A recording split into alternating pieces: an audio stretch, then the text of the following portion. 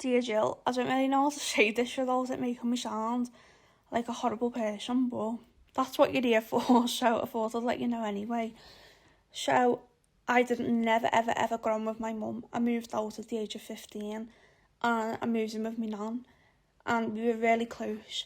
Sadly, she died 2 years ago, and after that, my dad, which was her son, he moved in to my nan's house with his wife and her 4 children. And a room that was once mine, I was then sharing with two people that have no relation to me at all, other than like step siblings. But I never got on with them, never got on with his wife. They've been together for 11 years now, and this is only recent that they've moved in, and I still don't get on with them to this day. I've recently moved out into a flat by myself, because I couldn't handle like the way they were making me feel. Do you know what I mean? I just felt like I've been pushed out of my own home in a way, which isn't nice at all, because I've lost my nan. Now I've lost my home. Do you know what I mean? It's not nice at all. And I was on the phone to my dad yesterday, and he'd said that his wife was asking to get rid of a picture on the wall, and this was my nan's picture. Like, I know it's just like a tacky picture, do you know what I mean? But it was a picture that my nan chose, and it was on the wall for like a long period of time, and she wanted to get rid of it. And I was saying to my dad, like, I know she's your wife, but it's your house at the end of the day. It's your mum that these things belong to, and you're allowing her to get rid of them. And like, I know he experiences grief differently to me, because obviously everyone experiences grief differently, but I was really angry, and I still am. And like, I'm not saying change shouldn't happen, because obviously we all need to move on with life, but it's a picture. Come on. Please give me your opinions on this, thank you. It feels to me like you've experienced a huge amount of loss in your life.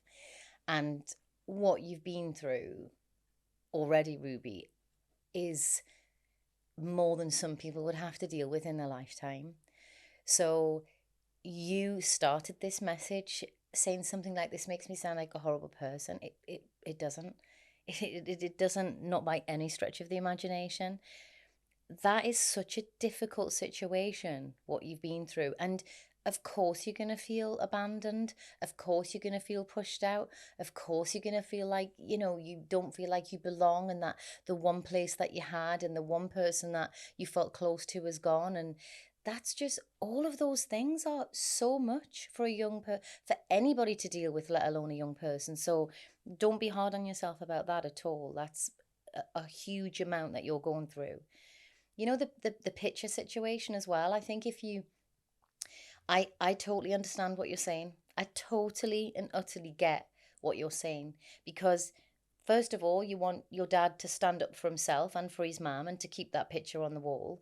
You don't want somebody that you don't particularly have a connection with telling them what to do. And also, it was once your home, and it's like somebody's tinkering and removing things that were yours. So, all that to say, if I was you, I would ask for the picture myself and just say, please, please give it to me. And I would put it up wherever you're staying. And that's your picture. And that no one's going to touch it and no one can tinker with that. And even though it's really difficult, I would try and find peace with the idea that your dad has chosen to,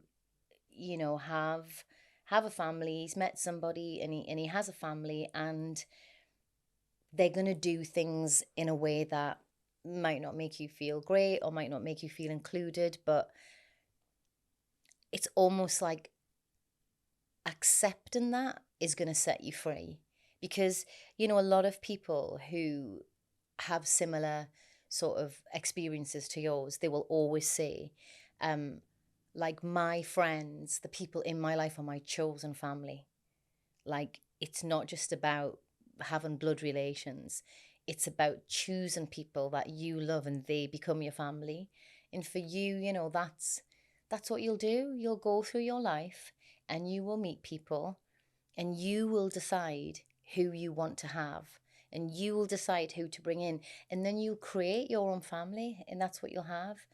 And I know sometimes that's probably really difficult. I mean, I can't even imagine. It must feel really lonely at times, but you can have that. You can have your own chosen family, and you can have that picture, and you can have it in your place, and you can take the memories and all the lovely advice and memories that you have from with your nan, and you can absolutely integrate that into who you are, and you can go through life and you can be happy.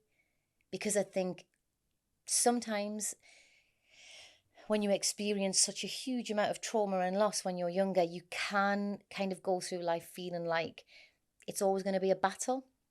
It's always going to be a fight, you know.